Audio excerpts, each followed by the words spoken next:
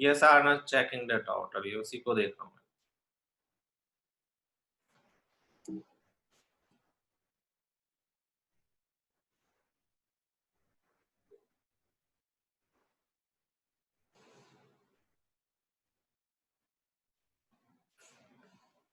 अब क्लियर है स्क्रीन सभी को? मैं एक्सरसाइज स्टार्ट करा रहा हूँ। जिन बच्चों ने नहीं सबमिट किया था टेस्ट, या जिन्होंने रीजन भी नहीं दिया था एक्चुअली ना आने का, तो उनको मैं अलाउड नहीं कर रहा। तो सर्कल चैप्टर कर रहे हैं आज। सर्कल चैप्टर छोटा सा चैप्टर है, 2 एक्सरसाइज है जिसमें से कुछ क्वेश्चंस एग्जैक्टली एक जैसे से ही हैं। 2 या 3 क्वेश्चंस ऐसे हैं जो थोड़ा एक्सटेंडेड वर्जन प्रीवियस क्वेश्चंस का है, तो ज्यादा टाइम इस चैप्टर को फिनिश करने में नहीं लगेगा, हार्डली 2 और 3 सेशंस। ध्यान से समझ लेना, बेसिक्स ध्यान से समझ लेना। क्वेश्चन बहुत इजी होते हैं अगर बेसिक्स आपको 9th क्लास वाले सर्कल्स की प्रॉपर्टीज याद है, और जो अब पढ़ोगे एक ही प्रॉपर्टी है, 2 प्रॉपर्टीज है एक्चुअली, उनको अगर ध्यान रखोगे जो कि बहुत सिंपल है, तो कोई भी प्रॉब्लम नहीं होगी क्वेश्चन सॉल्व करने में। सर्कल्स तो आप सबको पता है कि क्या होता है ना?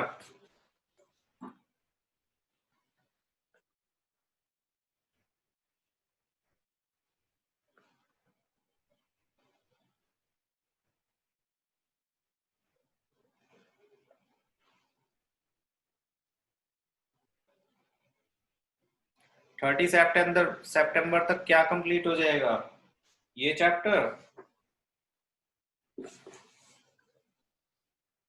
क्या करना है 30 सितंबर तक कंप्लीट करवा के इसको?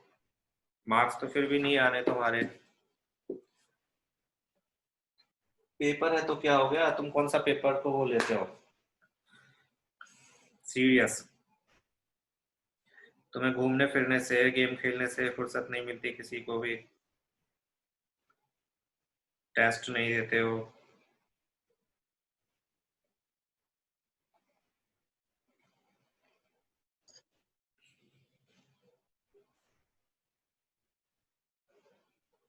हो जाना चाहिए, देखते हैं।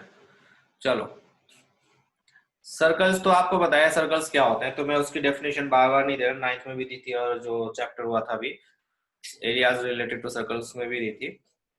सर्कल्स और टेंजेंट्स, ये टेंजेंट्स है मेन तो इसका जो टॉपिक है।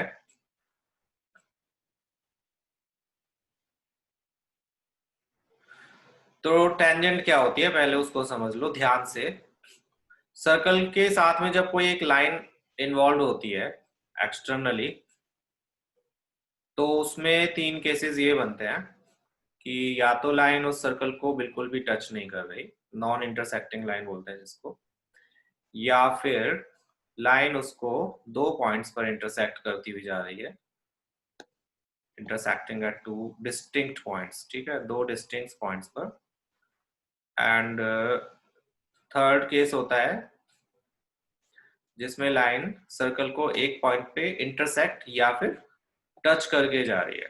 टच करना, इंटरसेक्ट करना एक पॉइंट पर, ये लगता है ऐसा कि ये यहां से यहां तक टच कर रही है, बट सर्कल क्योंकि एक कर्व होता है, तो वो यहां से यहां तक टच नहीं कर रही है, वो एक ही पॉइंट पर टच कर रही है। तो ये 3 केसेस होते हैं। इन तीनों केसेस में ये तो नॉन इंटरसेक्टिंग लाइन है, इसका कोई रोल नहीं है। इस वाले केस को हम सेकंड बोलते हैं, इस लाइन को हम सेकंड बोलते हैं। ऐसी लाइन जो किसी सर्कल को 2 पॉइंट्स पर इंटरसेक्ट करे उसको हम सेकंड बोलते हैं।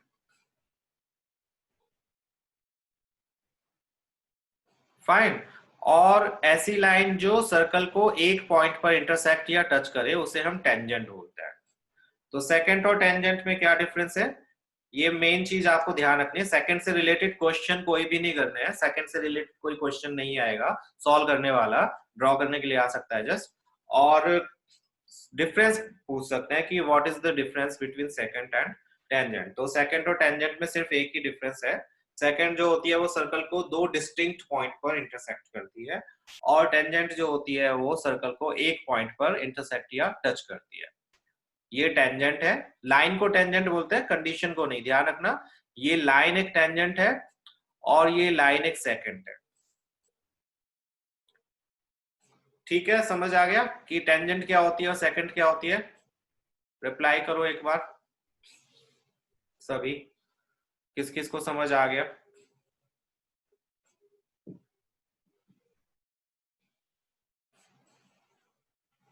गुड। अब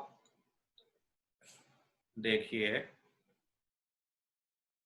दीपन ख्याति, तुम एक ही लाइन में दो बार लिख कर भेजा करो, क्लियर क्लियर। ठीक है, एक द्वीप के लिए और एक ख्याति के लिए।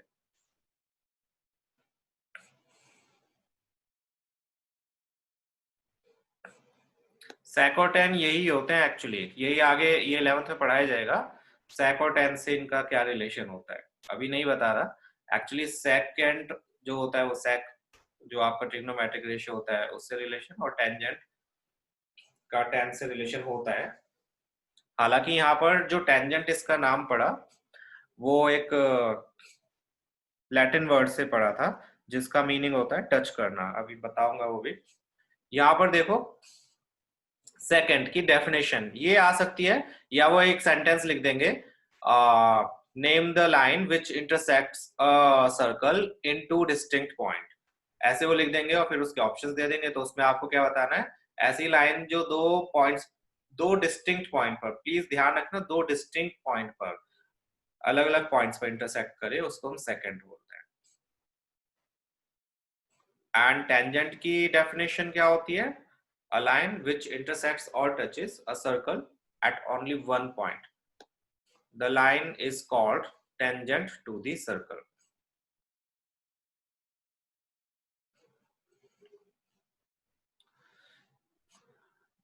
The word tangent is derived from a Latin word tangere, which means to touch, and it was introduced by Danish mathematician Thomas Fink इन 1583। ये मैंने सिर्फ इसलिए लिख दिया है क्योंकि इस चैप्टर में ज्यादा कुछ नहीं है और एमसीक्यूज आपके बहुत आते हैं आजकल, तो उसमें ये टेंजेंट से रिलेटेड क्वेश्चन इसमें से पूछ सकते हैं कि टेंजेंट जो वर्ड है टेंजेंट कहाँ से आया, या फिर किस मैथमेटिशियन ने इंट्रोड्यूस किया ये वर्ड, कौन से ईयर में किया। थ्योरी भी आ जाती है, तो ध्यान रखना इस चीज को। अब प्रॉपर्टीज पर आते हैं टेंजेंट की।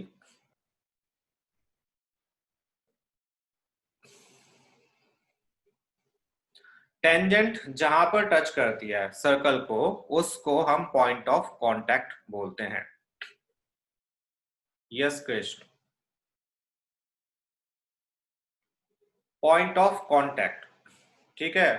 पॉइंट ऑफ कांटेक्ट क्या होता है, जहां पर टेंजेंट सर्कल को टच करेगी। मोस्ट इंपॉर्टेंट थिंग है ये, इसी पर बेस सारी आपकी जो प्रॉपर्टीज हैं टेंजेंट से रिलेटेड, उससे रिलेटेड क्वेश्चंस हम इसी की हेल्प से करेंगे। पॉइंट ऑफ कांटेक्ट वर्ड, ये पूरी टर्म ध्यान रखना। पॉइंट ऑफ कांटेक्ट क्या होता है, पॉइंट ऑफ कांटेक्ट वो पॉइंट होता है जहां पर टेंजेंट सर्कल को टच कर रही है। यहाँ पर अगर हम देखें तो इस पॉइंट पर यानी पी पॉइंट पर ये टेंजेंट सर्कल को टच कर रही है, तो ये पॉइंट ऑफ कांटेक्ट है। इसकी भी अपनी अपनी प्रॉपर्टीज होती हैं, तो भी इसको डिस्कस करेंगे। पॉइंट ऑफ कांटेक्ट पी है, साथ में लेंथ ऑफ टेंजेंट क्या होती है, ये पूरी लाइन एक टेंजेंट है, ओके। बट हम इसकी पूरी लेंथ को लेंथ ऑफ टेंजेंट नहीं बोलते हैं। जब आप क्वेश्चन सॉल्व करोगे तो लेंथ ऑफ टेंजेंट सिर्फ और सिर्फ वो लेंथ होगी, या इस टेंजेंट का वो सेगमेंट या पार्ट होगा जो पॉइंट ऑफ कांटेक्ट से लेकर इनिशियल पॉइंट जहां से टेंजेंट ड्रॉ करी गई है वहां तक के डिस्टेंस को डिफाइन करेगी। ठीक है, length of tangent means the segment of the tangent, segment ये सर्कल वाला सेगमेंट नहीं, a part, segment means part, the length of segment of the tangent between the given point, ये गिवन पॉइंट है, on the tangent, ये point obviously tangent पर होगा, and the point of contact, and the point of contact, ये जो part होगा segment, इसको हम लेंथ ऑफ टेंजेंट बोलेंगे। अगर क्वेश्चन में लिखा है टेंजेंट 5 मीटर लॉन्ग या 5 सेंटीमीटर लॉन्ग, तो आप कंफ्यूज नहीं होगे कि हम कहां से कहां तक को 5 मीटर माने। आप सिर्फ इनिशियल पॉइंट से पॉइंट ऑफ कांटेक्ट तक की डिस्टेंस को 5 मीटर्स या सेंटीमीटर्स कंसीडर करोगे, ये लेंथ ऑफ टेंजेंट होगी। ओके, सो कंफ्यूज नहीं होना है, यहाँ पर AP is the length of tangent. समझ आ गया? लेंथ ऑफ टेंजेंट किसको बोलते हैं?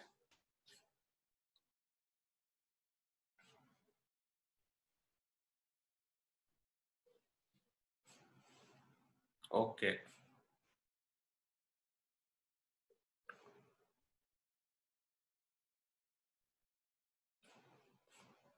माधव, आज तो तुमने ये काम किया है, आगे से अगर ये काम किया तो तुम्हें क्लास में बिल्कुल एंट्री नहीं मिलेगी। And now I am removing you from the class.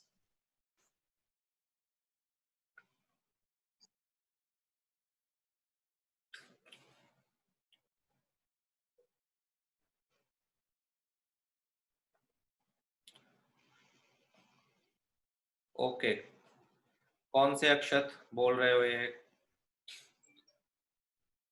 Repeat करने के लिए?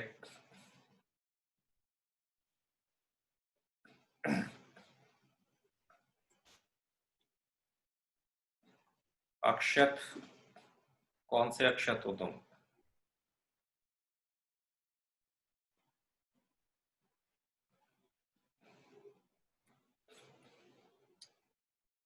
Yes, that's what I am trying to find out. Repeat करने के लिए किसने बोला है मुझे अभी क्वेश्चन का सॉल्यूशन, ये जो भी है, सॉरी, एक्सप्लेनेशन?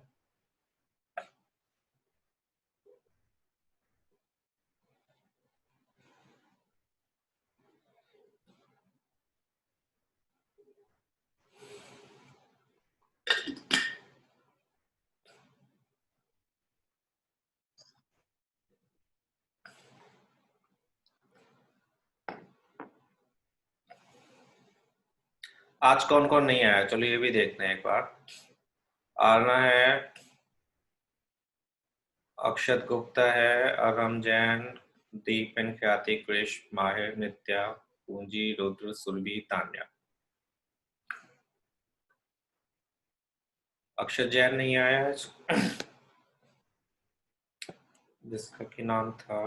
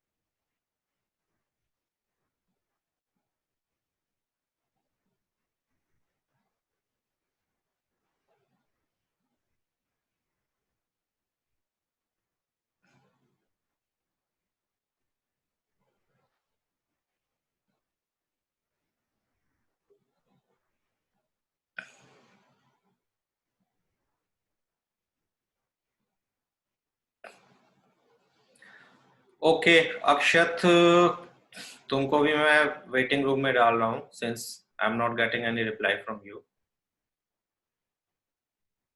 चलो,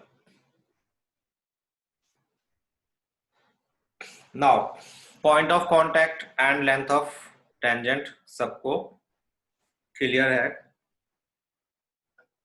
अब बताइए कि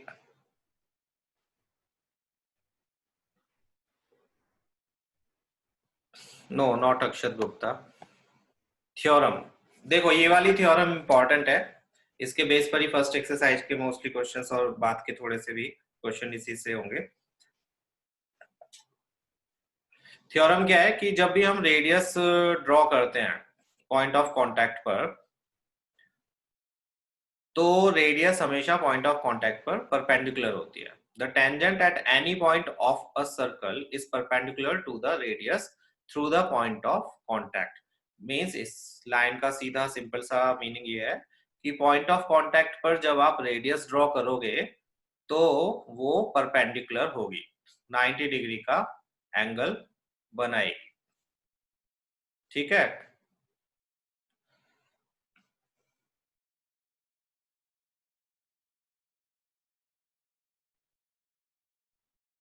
समझ आ गया?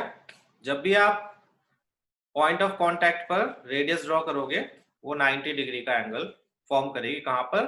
पॉइंट ऑफ कांटेक्ट पर, बोथ साइड्स, इधर भी और इधर भी। ये बहुत हेल्प करता है क्वेश्चन सॉल्व करने में। क्लियर है सभी को, या किसी को दोबारा पूछना है तो पूछो।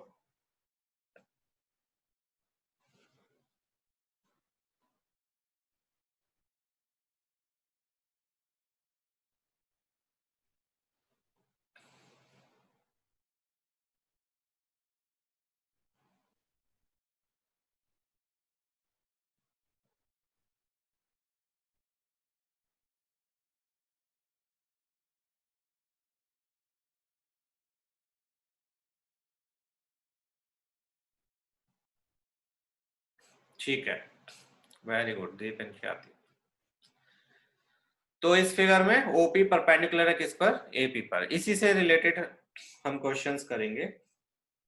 जस्ट एक क्वेश्चन है, और मैं आज की क्लास ज्यादा बड़ी नहीं रखूंगा बिकॉज काफी सारे बच्चों को मैंने क्लास में नहीं आने दिया है। आई डोंट वांट कि उनका ज्यादा मिस हो, but they needed a lesson जो कि उन्हें मिल रहा है। They are waiting in waiting room and I am not letting them admit. चलो एक्सरसाइज फर्स्ट पर आते हैं। फर्स्ट क्वेश्चन एक्सरसाइज 10.1 का, जिसमें उन्होंने पूछा है how many tangents can be drawn on a circle. Tangent एक लाइन ही होती है ना? और आप जब भी एक लाइन ड्रॉ कर रहे हो आपको जस्ट पास होने के लिए एक पॉइंट चाहिए टेंजेंट के लिए। और जो सर्कल होता है वो तो पॉइंट्स का एक कलेक्शन होता है ना? सर्कल की अगर डेफिनेशन देखी होगी आपने, कर्व होता है और कर्व छोटे छोटे इनफाइनाइट पॉइंट्स से मिलकर बना होता है। तो जितने ज्यादा पॉइंट्स होंगे उतनी ही आप ज्यादा टेंजेंट्स ड्रॉ कर सकते हो। हर पॉइंट से एक टेंजेंट आप ड्रॉ कर सकते हो। इनफाइनाइट पॉइंट्स हैं तो इनफाइनाइट आप टेंजेंट्स इस पर ड्रॉ कर सकते हो। तो इसका आंसर क्या होगा? Infinite numbers of tangents can be drawn. इस तरह से आप किधर की साइड भी ड्रॉ कर लो, कहीं पर भी इनफाइनाइट टेंजेंट्स आप ड्रॉ कर सकते हो। सिंस इसका एक्सप्लेनेशन ये दोगे, since circle is made up of infinite points and we can draw a tangent passing through each point, so we can conclude that infinite number of tangents can be drawn. ठीक है,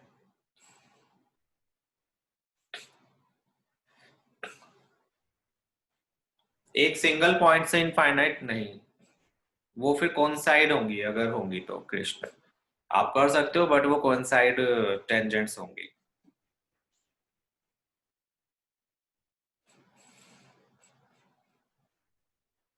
एक ही point से infinite अगर आपको draw करनी है, चलो मैं सबको बता देता हूँ कि कृष्ण ने बोला कि क्या हम एक सिंगल पॉइंट से इनफाइनाइट टेंजेंट्स ड्रॉ कर सकते हैं? बिल्कुल कर सकते हो, लेकिन क्योंकि उस पॉइंट की जो डायरेक्शन होगी वो एक ही होगी, है ना?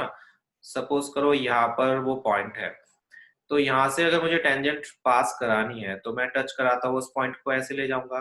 तो वो पॉइंट सिर्फ एक ही वे में टच हो सकता है, क्योंकि अगर मैंने उसको दूसरे डायरेक्शन में थोड़ा सा भी करा टेंजेंट को उसे टच कराने के लिए, तो वो टेंजेंट नहीं रहेगी, वो सर्कल के अंदर चला जाएगा, जिस केस में वो टेंजेंट नहीं रहेगी।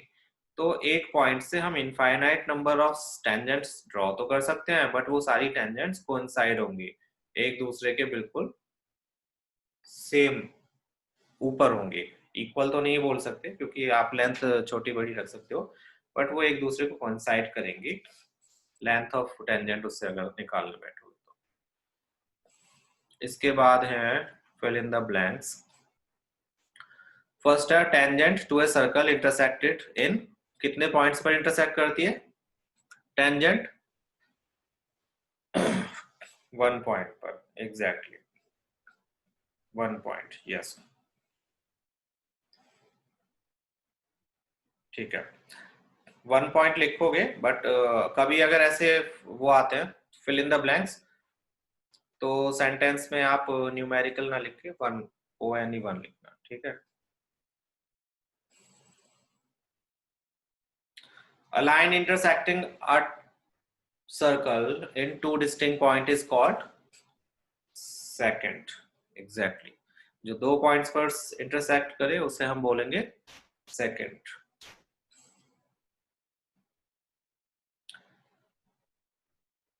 A circle can have parallel tangents at the most। इसमें कंफ्यूजन हो जाता है, इसे मैं ड्रॉ करके बताना चाहूंगा, हालांकि आंसर शायद पता होगा आपको। 2 है, लेकिन 2 कैसे है, इसका मीनिंग एक्चुअली समझ नहीं आता कई बार।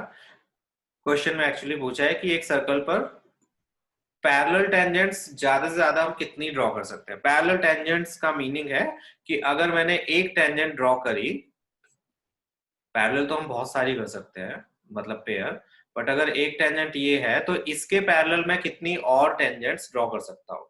तो उस केस में हम सिर्फ एक ही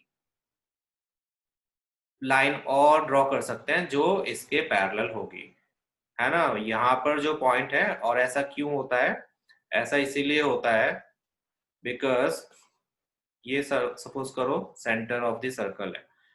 जब मैं यहाँ से एक रेडियस ड्रॉ करूंगा, तो ये जो बनेगा ये 90 डिग्री का एंगल होगा, मींस परपेंडिकुलर। और यहाँ से सिर्फ एक ही पॉइंट ऐसा होगा, देखो शॉर्टेस्ट डिस्टेंस, ये पॉइंट ऑफ कांटेक्ट है, यहाँ से लेकर यहाँ तक एक ही ऐसा पॉइंट होगा जहां पर 90 डिग्री का एंगल बनेगा, है ना।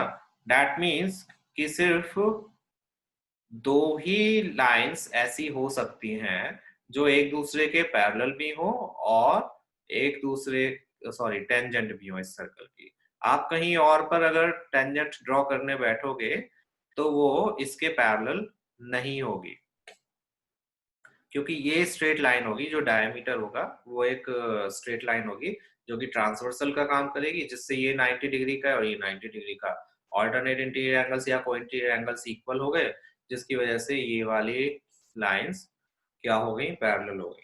तो सिर्फ दो पैरेलल टेंजेंट्स आप एट द मोस्ट ड्रॉ कर सकते हो। पेयर तो आप कितने भी कर सकते हो, ऐसा नहीं है कि पेयर भी दो ही हो सकते हैं। मैं यहाँ पर एक और पेयर ड्रॉ कर सकता हूँ इसके पैरेलल भी, लेकिन एक ही लाइन और होगी जो पैरेलल होगी। मैं और यहाँ पर कर सकता हूँ, एक पेयर इधर भी हो जाएगा, कहीं पर भी कर सकते हो।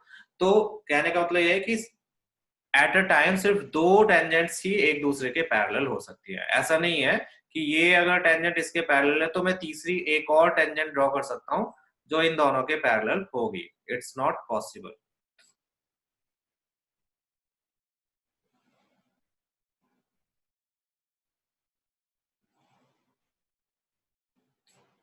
फाइन।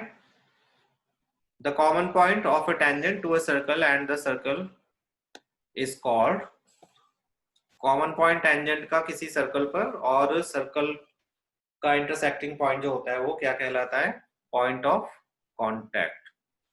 करेक्ट।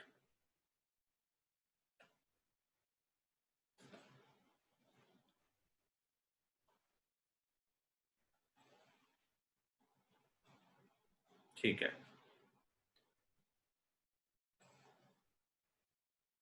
ये हो गया। इसके बाद में थर्ड क्वेश्चन,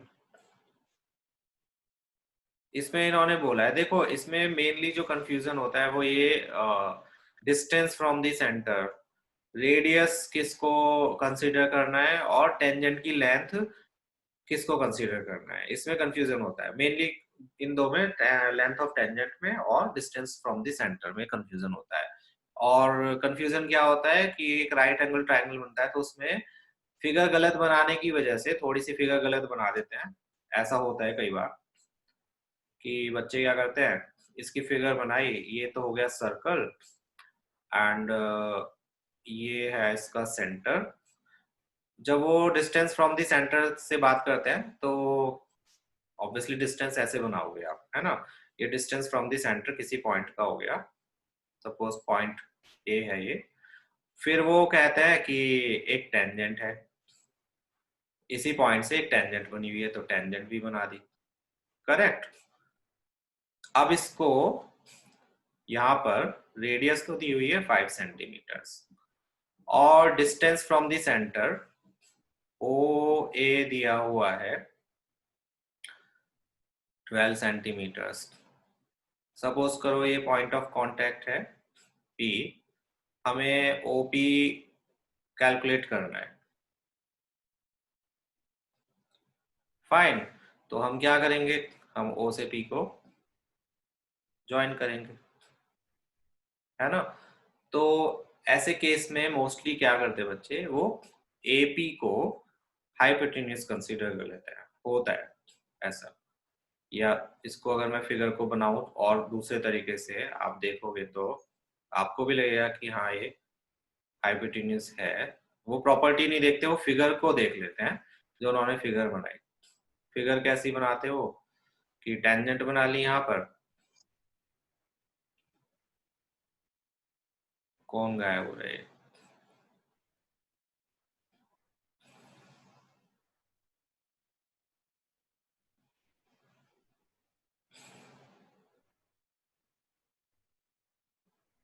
इस तरह से ऐसे कुछ फिगर बनी, तो उसमें इसको लेंथ ऑफ टेंजेंट को वो हाइपोटेन्यूज कंसीडर कर लेते हैं, जो कि नहीं होती है ऑब्वियसली। यहाँ पर 90 डिग्री का अगर एंगल बन रहा है तो ये हाइपोटेन्यूज तो दोनों में से कोई भी नहीं हो सकता। तो यही ध्यान रखना इसमें क्वेश्चन में सिर्फ कि हाइपोटेन्यूज क्या है और परपेंडिकुलर क्या है और बेस क्या है। इसकी फिगर बनाते हैं, फिगर जरूर बनानी है इसके हर क्वेश्चन में, अदरवाइज आप खुद ही परेशान हो जाओगे। सर्कल लिया, सर्कल है और उस पर हमें सेंटर ओ गिवन है क्वेश्चन में, point Q,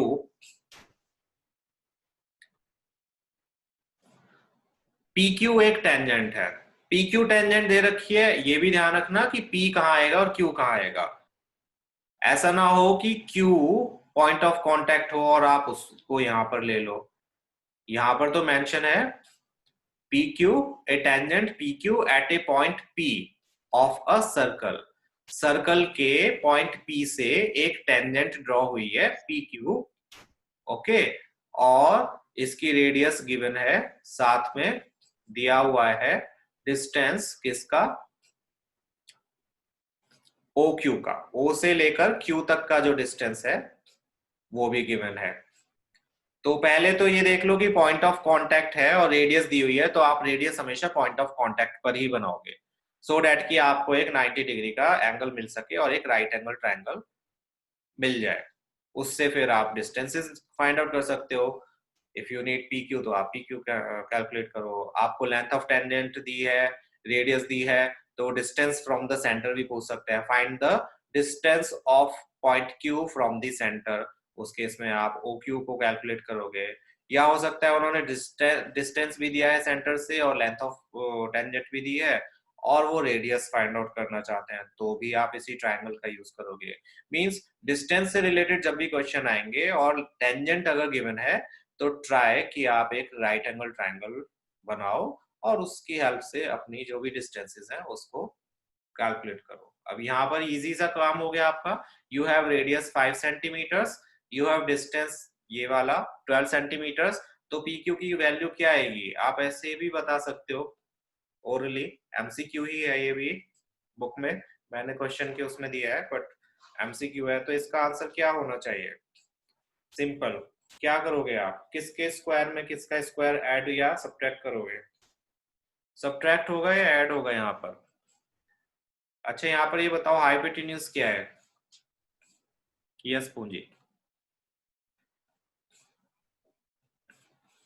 yes Krishna, yes. OQ is hypotenuse and OP is perpendicular या बेस, जो भी आप कंसीडर करना चाहो।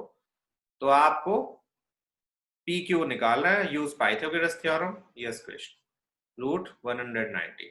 सॉल्यूशन में क्या है, रेडियस है OP, गिवन सर्कल की, और OQ 12 centimetre since PQ is tangent. यहाँ पर देखो 90 डिग्री का एंगल क्वेश्चन में गिवन नहीं है, तो उसका एक्सप्लेनेशन आपको देना पड़ेगा। अगर MCQ नहीं है, सॉल्व करने के लिए आया है, तो यू नीड टू मेंशन कि ये 90 डिग्री का एंगल क्यों है।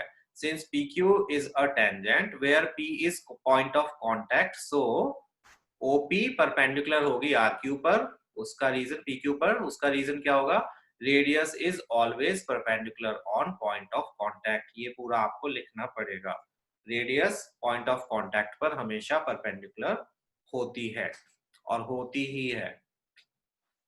इसका भी मैं वो बता देता हूँ, फिर बाद के लिए नहीं छोड़ते, क्योंकि ये 9th क्लास का ही है कि परपेंडिकुलर क्यों होती है। देखो इसको भी देख लो, इसको चलो सॉल्व कर देते हैं पहले। तो पाइथागोरस थ्योरम हम अप्लाई कर देंगे ट्रायंगल OPQ में। OQ का स्क्वायर इक्वल्स टू PQ का स्क्वायर प्लस OP का स्क्वायर। 12 इसकी वैल्यू, PQ हमें नहीं पता, एंड सॉल्व करके PQ आ गया कितना, √190 सेंटीमीटर। ठीक है, तो ये इसका आंसर हो गया करेक्ट। समझ आ गया सबको? इजी क्वेश्चन है, बस ध्यान रखना प्लीज, इसमें जो गड़बड़ होगी सिर्फ और सिर्फ ये होगी कि हाइपोटेन्यूज आप इसकी जगह इसको ले लोगे, क्योंकि आप फिगर इसको स्ट्रेट बना लोगे और इसको थोड़ा टेढ़ा बना लोगे, जिसकी वजह से ये 90 डिग्री का एंगल यहाँ पर आपको दिखेगा। बट हमेशा माइंड में रखना कि पॉइंट ऑफ कॉन्टेक्ट 90 डिग्री का होता है। ठीक है, रेडियस एंड टेंजेंट हमेशा परपेंडिकुलर एंड बेस होती हैं, वो हाइपोटेन्यूज कभी भी नहीं होंगी। ये चीज ध्यान रखना, चाहे आपकी फिगर कैसी भी बने या कैसी भी क्वेश्चन में दी हो, आपको कॉन्सेंट्रेट कहां पर करना है, 90 डिग्री के एंगल पर, कि वो कहां पर बन रहा है। अगर यहाँ पर 90 डिग्री का एंगल दे दिया, तो ये जो है Q पॉइंट, ये कभी भी O से डिस्टेंस जो बनेगा उससे मीट ही नहीं कर पाएगा, क्योंकि वो लाइंस पैरेलल हो जाएंगी। अब ये P पे परपेंडिकुलर क्यों होता है, ये भी सॉल्व प्रूफ करने के लिए आ जाता है, जो कि 9th क्लास में आपने किया हुआ है। 9th क्लास में ट्रायंगल्स चैप्टर की सबसे लास्ट वाली एक्सरसाइज जो थी, जिसमें less than greater than sides वाले क्वेश्चंस थे, उसका बिल्कुल लास्ट वाला क्वेश्चन आपको अगर याद हो, उसी से हम इसको प्रूफ करते हैं। क्वेश्चन क्या था वो, क्वेश्चन में गिवन था, चलो वो क्वेश्चन नहीं याद दिला, मैं यहीं पर बता देता हूँ, तब खुद ही याद आ जाएगा।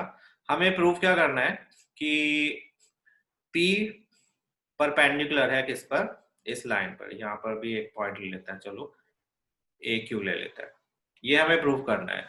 तो देखो ये एक सर्कल है, इसमें कैलकुलेशन कुछ नहीं है, सॉल्व करना है। ये सर्कल है और ये है एक लाइन जो कि टेंजेंट है। टेंजेंट है तो वो जस्ट इसको टच कर रही होगी एक पॉइंट पर, करेक्ट, एक ही पॉइंट पर टच करेगी।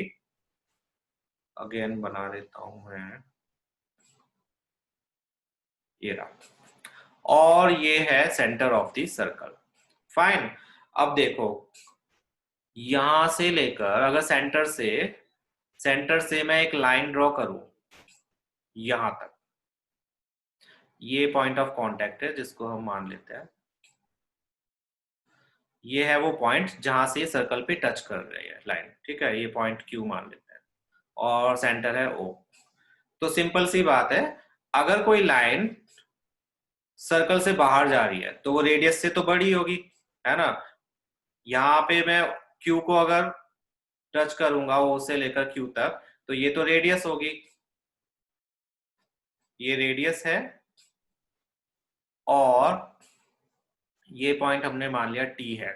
तो OT जो है वो ग्रेटर देन होगा OQ से, क्योंकि ये जो है पॉइंट ये सर्कल के बाहर है, और ये पॉइंट सरकमफ्रेंस पर है। आपने 9th में पढ़ा था कि एक्सटीरियर पॉइंट का डिस्टेंस सेंटर से हमेशा ज्यादा होता है किस पर, रेडियस से। रेडियस से हमेशा ज्यादा ही होगा, क्योंकि ये तो बाहर है पॉइंट और ये सरकमफ्रेंस पर है। ऑब्वियसली ये वाला डिस्टेंस इससे छोटा होगा, तो OT is greater than OQ हो गया। उसके बाद में और भी आप ऐसे ही पॉइंट्स बना सकते हो, कहीं पर भी आप लोगे लाइन, तो वो रेडियस से तो बड़ी ही होगी। कहीं भी ले लो, अंदर थोड़ा सा यहाँ पर, फाइन। तो ये रेडियस से तो हमेशा सारी लाइन बड़ी ही होंगी। और आपको पता है कि जो शॉर्टेस्ट डिस्टेंस होता है किन्हीं दो पॉइंट्स के बीच का, वो हमेशा क्या होता है, परपेंडिकुलर होता है। ये आपने 9th क्लास में पढ़ा था कि shortest distance between two points is always perpendicular. तो इससे ये प्रूव होता है कि ओ क्यू जो है वो परपेंडिकुलर है किस पर, पॉइंट ऑफ कांटेक्ट पर। फाइन, छोटा सा प्रूफ है, इसको लिखने में आपको स्टेटमेंट्स लिखनी होंगी, सॉल्व कुछ भी नहीं करना है इसमें, जस्ट यही शो कराना है कि ये शॉर्टेस्ट डिस्टेंस है, और शॉर्टेस्ट डिस्टेंस जो होता है वो हमेशा परपेंडिकुलर होता है टू पॉइंट्स के बीच में। ये अभी क्वेश्चन इसमें भी आएगा एक्सरसाइज में।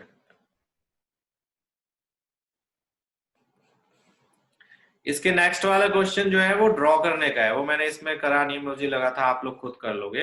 मैं बता देता हूँ उसमें उन्होंने क्या बोला है। उन्होंने बोला है कि किसी सर्कल पे आप दो लाइंस ड्रॉ करो सच डेट एक तो टेंजेंट हो और एक हो सेकेंड, और दोनों एक दूसरे के पैरेलल होनी चाहिए। तो सिंपल, आप एक टेंजेंट ड्रॉ करोगे और एक सेकंड ड्रॉ कर दोगे इसी के पैरेलल। पैरेलल कैसे होंगी वो आपने 7th क्लास में सीखा है। पैरेलल ड्रॉ करने के लिए आपको इन दोनों के बीच के कोइंसिडेंट एंगल्स को 90 डिग्री का बनाना पड़ेगा, क्योंकि ये रेडियस होगी तो ये 90 डिग्री का होगा, तो आप यहाँ पे भी 90 डिग्री का एंगल बनाओगे, तो ये सेकंड इसके पैरेलल हो जाएगी, दैट्स इट। तो इस तरह से ड्रॉ करके देख लेना, इंपॉर्टेंट क्वेश्चन नहीं है, नहीं भी करोगे तो चल जाएगा, क्योंकि आप जब कंस्ट्रक्शन चैप्टर करोगे तो उसमें ये कवर अप हो जाएगा क्वेश्चन। तो ये एक्सरसाइज तो बस इतनी सी थी, इसमें और तो कोई क्वेश्चन नहीं है। प्लीज बताओ क्या इसमें और क्वेश्चंस हैं?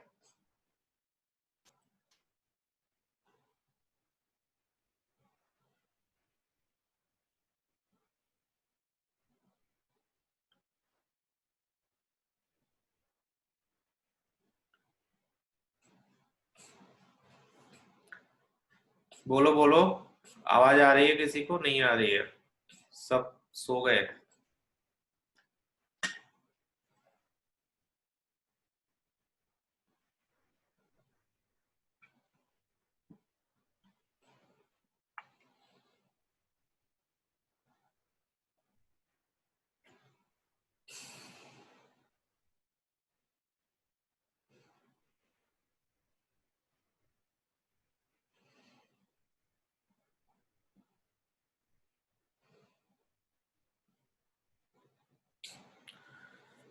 ठीक है तो बस इतना ही, आज एक एक्सरसाइज हो गई, नेक्स्ट क्लास में दूसरी एक्सरसाइज स्टार्ट करेंगे और फिर ये चैप्टर हो जाएगा फिनिश। तो यस, होपफुली 30th से पहले हो जाएगा।